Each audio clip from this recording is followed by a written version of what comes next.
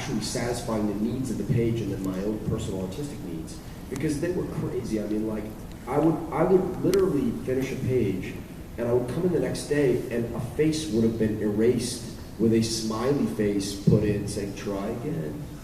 And like, yeah. Seriously, like I did it to them too, so. But, studios can be very mean. But it was, yeah. That's also why it's very much a, survival of the fittest kind of situation. So I kind of had started pushing this style early on. I was looking at a lot of John Paul Leon and Jorge Zafino, and I was pushing for this kind of more minimalist style, but not ever really pulling it off because that wasn't my own personal aesthetic. It was what I liked, but it wasn't necessarily what I could feel like was coming from me. And if you want to really get artsy. I find that the style that I developed kind of came out of going back to what I loved about drawing as a kid, which was literally the process of smearing a pencil on paper. Like, I liked that process of drawing and smudging it around and erasing and drawing more. That's what I enjoy. And so I don't ever want to forget what that's like. Even if maybe, getting dirty. but even if the profession kind of like, that's more important to me than sometimes than maybe satisfying the need to kind of, simplify and these kind of things. But there definitely is an aspect of like, of the work where sometimes you go like, well, is that a crutch? Is that something that I definitely have that thought where I'm like, am I doing this because it's easier for me to do what I want, you know what I mean, than pursue something a little bit more challenging? I mean, it's not like it's not challenging what I do, but it's,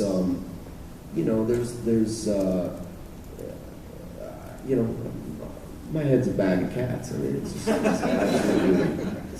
but that is kind of how it was for me. I don't know. See, I've found, because I came into comics after I decided I was going to make a living drawing comics, sort of completely arts about, I actively tried to be comic booky. I was sort of looking at the day I decided I was going to draw comics, I was like, okay, I've got to find out what that means. And you were actively trying to figure out a comic book style. Yeah, sort of, I went and literally 5 minutes after I was like, I'm going to draw comic books for a living. What the hell does that mean? And it was really neat because I was trying to think of a way to monetize the fact that I could draw and not bore myself stupid. It was like, if I had to draw the same thing all day, every day, what do I want to draw? And I was just like, I love Wonder Woman. If I could just draw Wonder Woman every day, I'd be really happy. And as I was thinking, I was like, oh my God, that's a real job that somebody has right now. In comic books, oh my God, there's a whole universe of superheroes. I love superheroes. I want to draw comic books. I'm going to do that. So I went to a comic book store straight away. And I just bought everything that I like the art of, and I found that everything that I liked the art of that was around was kind of really classic stuff. And I see that. I can see that in your stuff. Yeah, and I feel like to a great degree I've evolved my style to get the job, rather than, and partly that's because I'm trying to get into an American industry from Australia. Partly, and this isn't any sort of misogynistic thing, but partly because I'm a girl trying to get into a boys' industry on the other side of the planet, and I know nothing about this industry, and it's just sort of like, if I can make myself the most employable person they can find, then that's it, because I just want someone to pay me to draw superheroes, and that was kind of my agenda at the beginning. And now I feel like I've not painted myself into a corner, but like I've defined myself. Right. And so I'm sort of going through that phase of, at the moment, sort of thinking, okay, do I just sort of ride with this forever, or do I find ways to sort of do what I used to do and do it in comics? Describing, without having been in a studio and having been reviewed by other people. Yeah, no. Aaron, did you always want to draw comics, or is this something you decided later. I always wanted to tell stories with images. Like, I loved comics from my early age, but I also loved cartoons. And like, if I came across a 7-year-old version of me, I would have said, "I'm going to grow up and draw for Disney." You know. And then I discovered comics, and then it just turned into I would draw a splash page on 11.5 by 7 or 8.5 by 11 paper. Just fill every corner of the page with some noseless hero that I made with rainbow tights. That's a true story.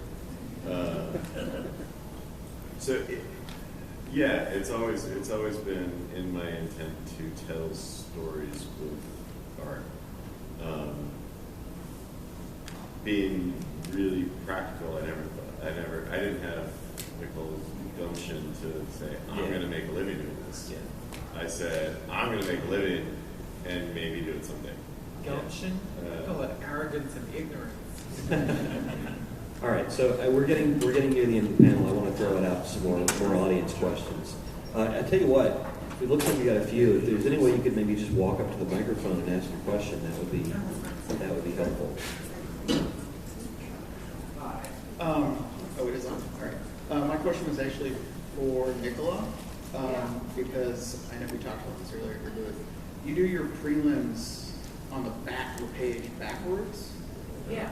And I was just kind of curious how you came up with that idea. Was it just me one day, or? I've got pretty crappy eyesight, so I draw like this. That's how I draw everything. And I was like 29, about to be 30, when I decided I was going to draw comics. And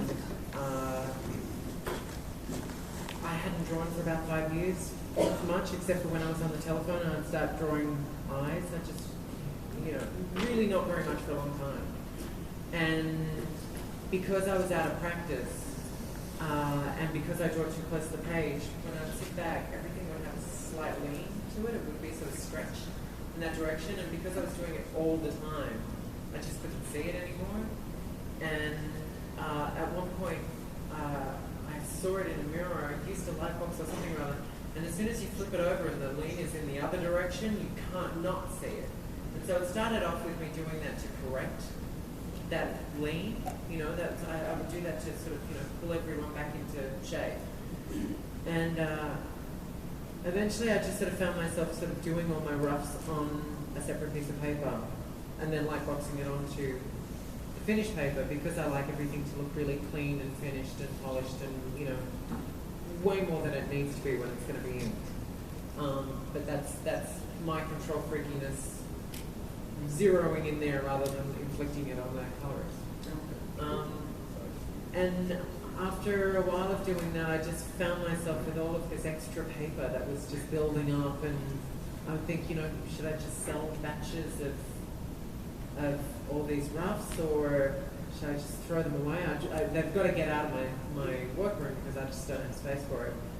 And eventually I just thought, look, I'll just do all the roughs on the back of the page, and that's kind of how I operate now. Chris Sprouse does that too. Yeah. It's really cool to see Chris Sprouse. Oh, really? Yeah. It's always fun to take his pages and flip them over. Flip them over. Yeah, that was the first thing I did when I bought paper. Okay. Next question, please. Do you think your art varies depending on your personal opinion on your character or the project that you're working on? It varies a little bit depending on what book I'm on. Absolutely. I mean, if I'm not interested in a character, you can tell. It's It gets to be a challenge to make yourself like the character in some way. Well, sometimes. yeah, and another thing for me is that I tend to not do anything that I don't have some kind of, personal attachment to in one way or another. Like if I feel like I can have a personal take on that character, I'll do it. There's nothing worse to me than having to draw on model, than having, someone to say well, this is how the costume looks here. I tend to like to personalize things a little bit more because it makes the process a little bit more intimate for me. And if I don't like a character, I find that impossible. And so I find myself starting to fight against, it almost feels like I'm doing math or something like that. You know? I like that. You're the guy. Is that it, or, okay, next question, please. Hello. My question is you guys have all done commissions at cons. I was curious, have you ever had like one of your commissions like specifically say like, hey, I want you to design this commission in the sense that it's going to be a tattoo that I'm going to put on my body? Like, how do you feel about like the commissions that you do ending up being tattoos? People can do whatever they want with their bodies. You know? I think it's one thing for it to be a tattoo, another thing for somebody to put it into a tattoo flash book. Interesting. Right. Okay. You know, if they're soliciting to the masses, then that's kind of against the. That's like mass reproduction, Yeah. That's not too cool. Yeah. Otherwise, cool. Yeah. Okay. Sir? Yes. What artists inspire you, even like just not even in comics, just in general, like growing up? What artists inspire? I'm sorry. Outside of Inspire comics. your art. Outside of comics? I mean, just inside or out. Doesn't matter. Okay. A gentleman that I try to beat the drum with his name as much as possible. He's not really well known in Western society. It's this Polish artist named Gregor Brzezinski. He drew a book called Florbo. It's spelled Thor Gal, and he was a huge influence on him. He is very influenced himself by Mobius, but beautiful illustrator, painter, etc.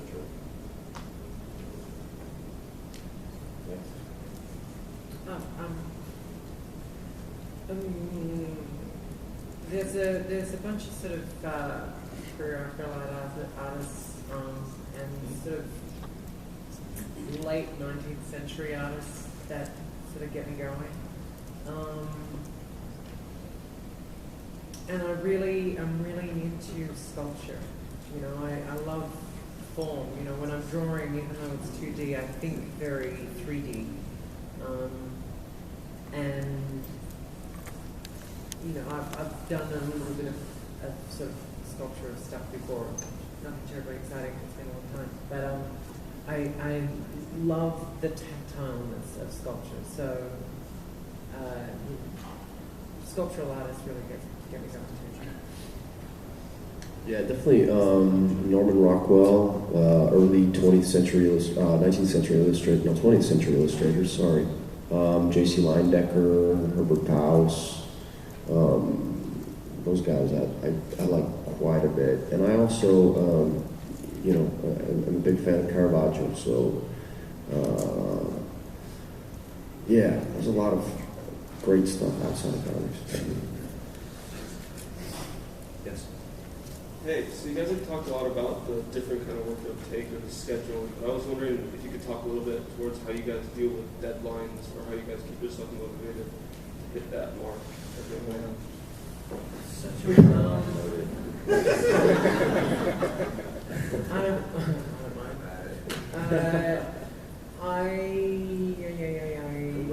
This is the answer we give to our experts. Yeah, look, When I draw 7 somebody's days a there to week, figure out this and answer. I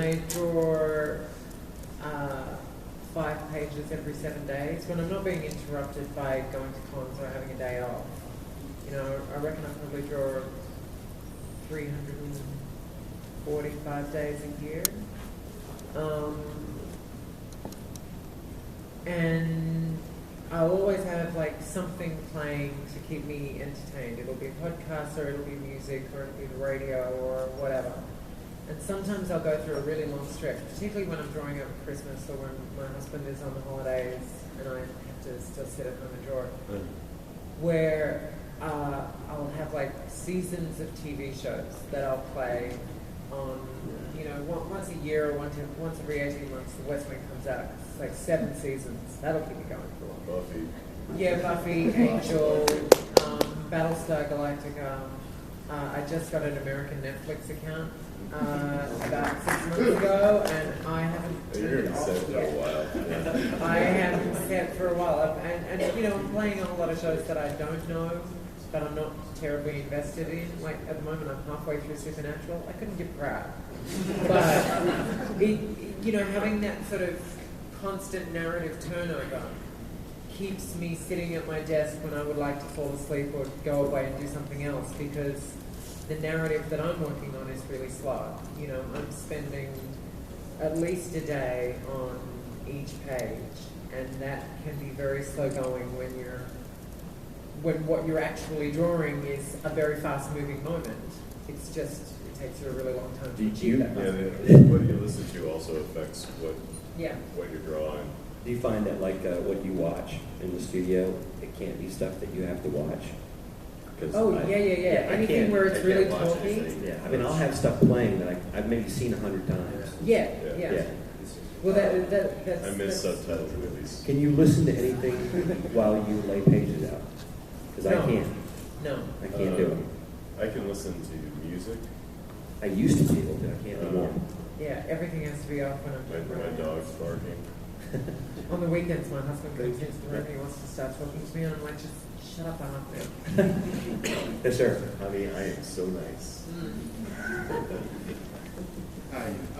So you were just mentioning that you decided around the time you turned, just before you turned 30, that you wanted to get into comics. But you've been drawing before that, I'm assuming? Yeah, well, my mother was an artist, my grandmother was an artist, so there was the culture of art in my family as I was growing up. And I was doing life drawing when I was really young, and learning perspective when I was really young. So it was sort of, it was there, and because I loved superheroes, I would draw a lot of superheroes, but it was, and I did, in Australia, the equivalent of the SATs, we call the HSC, and it's like up to 12 units of a number of subjects, and I would do as many units as were allowed of art, and as many units as were allowed of theatre, and, that was more than half my curriculum. Well, so here, what I want to find out is like where everybody, when you got to a point, or what particular quality, I guess, you were looking for in the work you were producing before you decided, okay, I'm ready to want to shop this out. And I was shopping myself out when I had no idea. My very first portfolio, I went to San Diego with a portfolio 6 months after I decided I was going to do this, and it was ridiculous. It was one of those, now I'm used to seeing a lot of portfolios, and while I was still shopping myself around for a couple of years, I would see a lot of portfolios, and I can comfortably say that about 90% of the people that are walking around with portfolios, they don't quite know what they're doing either. Even if they can draw really well, they don't know how to sell themselves as a hireable artist. And I was absolutely one of those people. And I was just going to learn on the fly. I didn't have to. I was dealing with the fact I knew that I was competing with people who were 10 years younger than me, who were at the same stage as I was, and so it was like, I'm just going to have to learn real fast, and I would like to learn while I'm working. I wasn't getting paid very much or very often for the first 4 years, but I was working from that first show on, not making a living. I started showing stuff when I was 15 at conventions, and I thought I was going to get a job right away. I was convinced. Like, why not? My mom says I'm really good.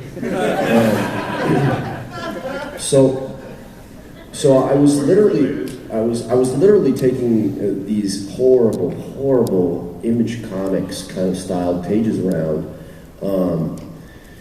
and I really had this spring in my step, right? Like this is going to be it. I'm in high school. I'm going to start working, and I'm going to be earning money, and it's going to be great. And that first experience literally was like, a lot of people literally told me, well, first of all, I can't give you a job. You're 15 years old, and you're not ready yet. And it was soul crushing. Like, went to San Diego Con that year like an arrogant little shit, and I came back home like kind of smacked around, but it was the best thing ever, because I realized that this is a competitive industry, and even if you are trying to get work, you should still be aspiring to be at the level of the best people working in the industry. It's tricky, yeah. Okay, so we only have a couple minutes left, so I want to get these last two people. So if you could please, thank you. If you please keep it kind of brief, that would be great. What character have you drawn? Have you had more of a personal connection with? Maybe you have stuff in common. I'm sorry, say that again, please. What characters that you've drawn do you feel you've had some personal connection with? Personal connection, yeah. Mine is Wonder Woman. It's just, she was the reason why I discovered superheroes, and she was the reason why I decided to draw comics. It's like that's where the job is that I want. Who can't relate to Superman? I mean, every kid with a towel. So, It's really gonna destroy me to say that I really related to Rorschach. Might not be something to say in public, but he's a regular guy. And, I think everybody can kind of. Yeah, I guess you're right. I mean, regular might be a bad adjective. But I'm not going to go any further than that. Okay, we got 1 minute left, so last question. Okay. I'm short. I'm sorry. No Okay, problem. so artist block.